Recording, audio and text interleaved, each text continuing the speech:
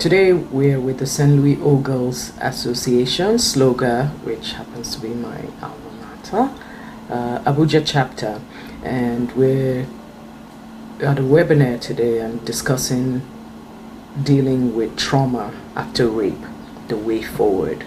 Before we do, I must say it is a subject and an issue that has plagued not only the Nigerian society, but if you check worldwide, the figures are alarming if you go into it. But it hasn't, in our country, in Nigeria particularly, it's also a taboo and not something people openly talk about or report on.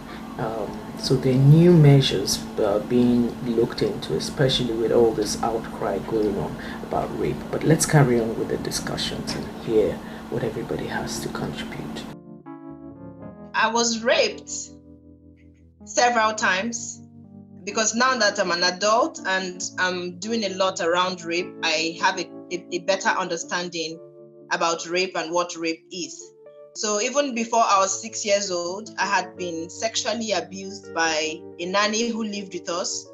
And she made me give her oral sex for as long as I remember. When he stood up from my body, I felt everything that was the essence of me. I felt it leave me. I felt my value go. I felt my essence go. I felt my intelligence. I felt anything that was good about me, I felt it leave me as he stood up. And so what remained there on that bed was like a shell of me.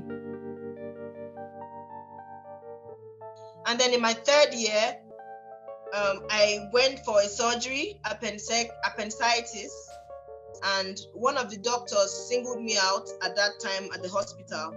And I trusted him because my father's friend was his elder brother. So because of the trust I had, for him, one, because of his profession. One of the things that drew me further towards this man was his brilliance. He was a very brilliant lawyer. Two, because his elder brother, I was very good friends with my family. I just felt that he was, he had a good intention for me. And it used to fascinate me. I used to follow him to the courts just to hear him argue cases. And then I'll come back and pick his brains. And so all of that was going on. I was just a child. I had found a friend, somebody who was bigger, older, wiser, smarter.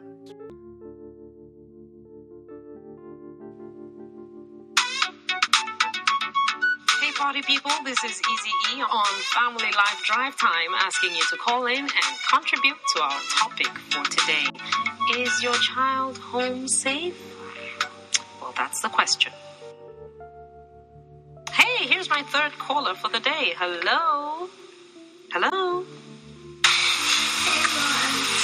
Oh, we have a young one. Hello, dear. What's your name? My name is Shane, and I'm 10 years old. We live in Maitama. Okay, 10-year-old Sheyi from Maitama. What do you have to tell us about our topic for today? Hey, do you know what we're talking about anyway?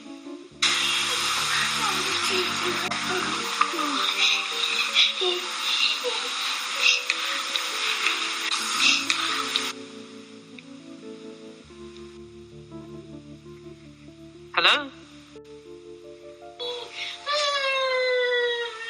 Shay, hello? Can you hear me?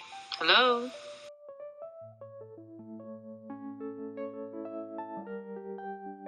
Oh, okay. Looks like we lost Shay. Shay, if you can hear me, please call me right back, okay? Call me right back. You know the numbers. Call me out. Every day in Nigeria, a child is molested or raped by someone they are familiar with.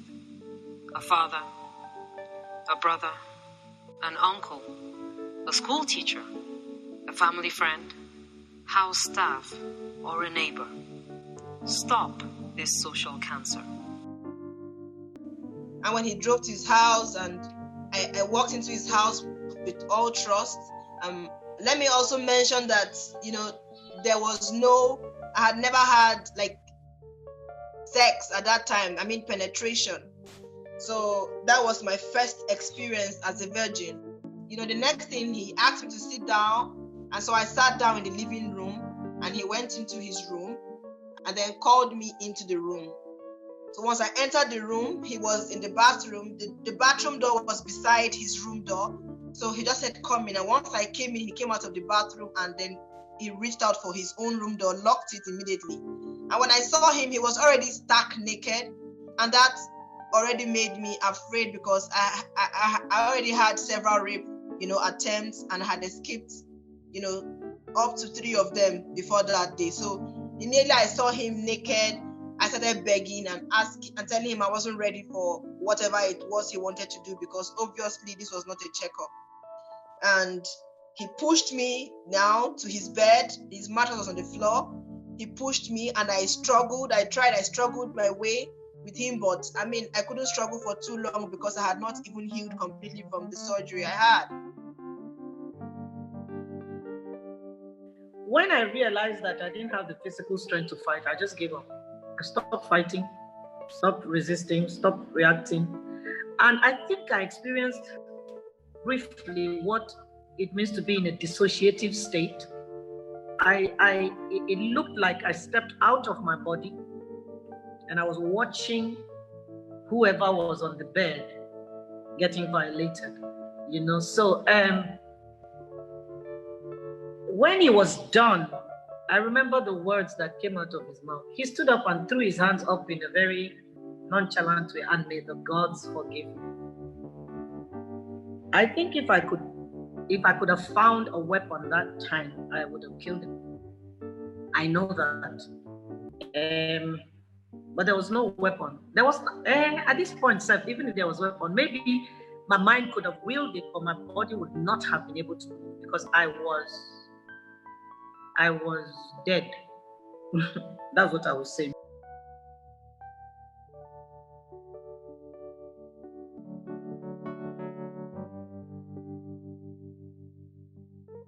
He had his way, on his rug and all of that. I got up to blood stains, I was in pains and all of that, and that was how that happened. And immediately that happened, I was wearing a dress, my dress was stained, at different spots, it was stained, and I couldn't even go back to school because it was still around evening, but it wasn't dark yet. So I was ashamed, walking to school with stains, blood stains on my dress, the shaming, people would think it was period. Others would know that I was this virgin. They wouldn't know it was rape. So I just sat outside the house because immediately that happened, he dressed up and drove out of his house. But I was traumatized. I cried so much. I didn't even attend lectures for 2 weeks. I was terrified. I was withdrawn. I couldn't talk to anyone about it because I was afraid. People were also going to ask me why I trusted him to go to his house. I felt I was going to be blamed. I didn't speak to any family member. I didn't report the case, and I just let it, I just died in silence, so to say.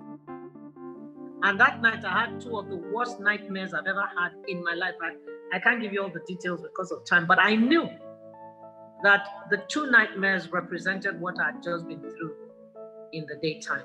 So these are some of the things that rape victims deal with, that it's not only in the physical, conscious, personal mind that they live through the experience. Even their subconscious is interfered with, is traumatized. It's trauma in the subconscious. It's trauma when you're sleeping, it's trauma when you're awake.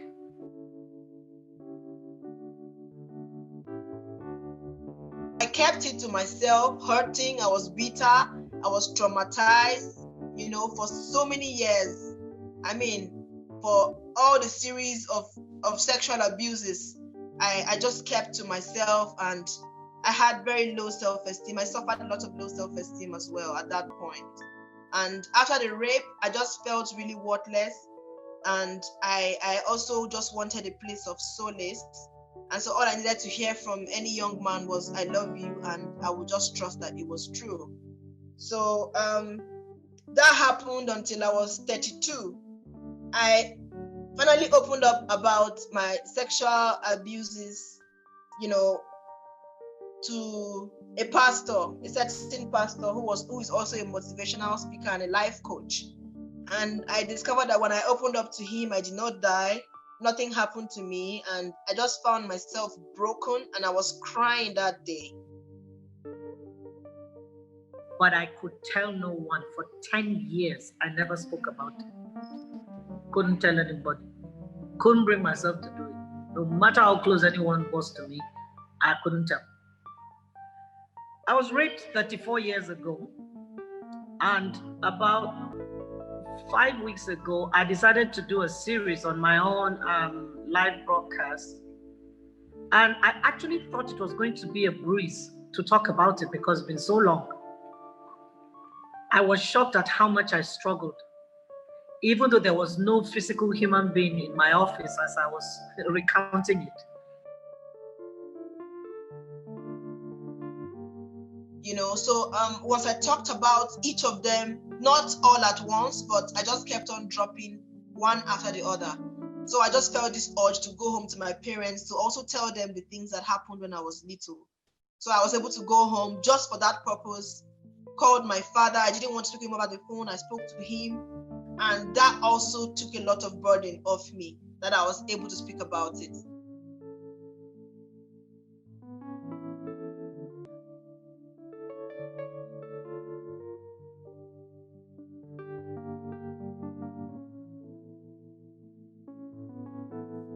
I feel very, very deeply sad and very deeply ashamed of the men folk who actually should be the first defenders and the first line of defense and the last line of defense for the best gift the world ever had from God was women. We were alone here with us, Adam, and then God gave women to enrich our lives. And that day they're in the middle and they're in the center of such abuse and violation that is incredible. We don't even want to talk about it. I don't know how we get used to it in our communities. Something is deeply wrong with our society. So when you're asking me to talk about the family issue right now, what do you do when the chief culprits, probably 90% of the culprits, are the people who should protect? So who am I advising? It becomes a little bit difficult for me because this is more than a personal issue. It has become a very deep social issue and dysfunction that we need to face. The first thing I think is that the victim needs to be removed immediately from the reach of any further abuse or violation. I use the term the reach very, very seriously here. The person that abused this victim should not even have a reach to that person. If it's in a house, I think the victim should be removed from that environment entirely. But of course, we are dealing with other dynamics of family and community. We're dealing with poverty. We're dealing with even houses where 10 people stay in 2 rooms or something. So where are they going to go? You're dealing with the issue of dependence. And there's so much stacked against the abused person. But be that as it may, that victim needs to be removed.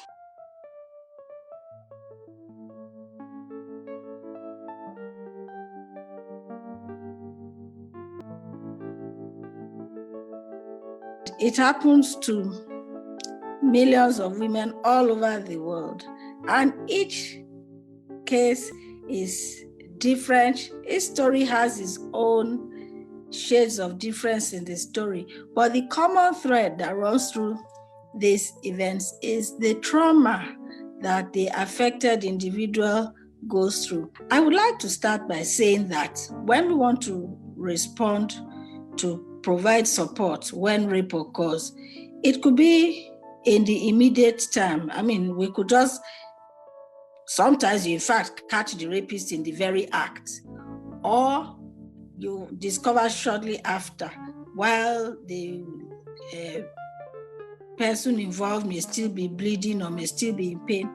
And at that time, we need to take acute steps. The first step will be to see to the physical safety and well-being of the victim, the person involved. Because at the time when it's happening like that, that person is a victim.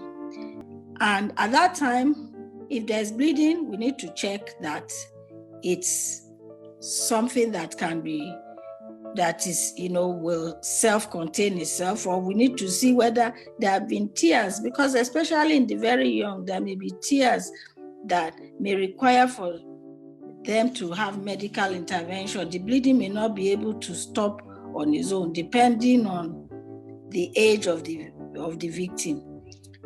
Also, to say that when we are thinking of the possibility of future bringing of the assailant to justice, that would be the time to try to get as much DNA sample as possible. This would include semen, the person's semen, the person's pubic hair, skin scraping, whatever it can be gotten, so that a DNA match can be found to pin down the person, because quite often, sometimes they try to deny it. And the good thing is that the law is now being strongly entrenched to punish them adequately. So it will be important to try to get that evidence. Also for medical documentation of the physical state of the victim at the time. I think at this point, it will be good to also say that when we're talking about rape, it's important to think about prevention as well. And that is where I like to use the 3 R's: respect, responsibility, and the rule of law. If we had respect for one another, you will not find rape occurring. And so it's important to teach self-respect and mutual respect to our children, particularly male children. Male children need to be taught to respect females and not think of them as objects to be violated. It's also important for female children to learn to respect themselves and respect the boundaries of their own bodies. And it's important to also let our children feel confident in us. If children feel that they can speak to somebody, if there's abuse going on somewhere, they will be more likely to report. But if a child will feel that they will be punished, or they will suffer blamed, they might not want to report, and the events may go on longer. It's not just about our biological children anymore, but all the children in our care. We need to be aware. And having webinars like this definitely raises our level of awareness to know that things are happening. So we need to be closer to our children. We need to be closer to our boy children, because sometimes they are being neglected in this entire scope, and we completely forget that they exist, right? Or leave them to their whims and caprices. But at the end of the day, it could tell on us. So we need to be very aware of what our children are going through and do the needful to ensure that they learn to be responsible at the end of the day. There we had the conversation on the rising cases of rape, and we found that we needed to talk a bit more, and the trauma, and then how to deal with the aftermath, how to adapt, adjust, and move forward. Bye. Great to connect with my All Girls Association, St. Louis All Girls Association, Abuja Chapter. And for the last 3 hours, it's just been an intriguing, engaging conversation of rape and the aftermath of rape, on the woman, on the society, what she goes through. And we had people with different experiences, share and talk about the 34 years later. She's talking about it, and it's still very, very heartbreaking. It is a pandemic, that has engulfed our nation, Nigeria, and it is a pandemic that is just being, the conversation around this is just starting. People are just beginning to open up. Women are just coming out with, having the courage, so to say, to come out with, the stories about dealing with this very, very serious trauma, and the after effect of a rape incident. And again, the conversation was put together by my former school. I graduated in 1988 from St. Louis College in Jos, and this is the Abuja chapter, which is, it's part of the whole, we have different chapters in different parts of the world, all St. Louis old girls. And the particular college in Jos has graduated so many beautiful women and influential people and everyday women, that strong women, and we had teachers and administrators and principals.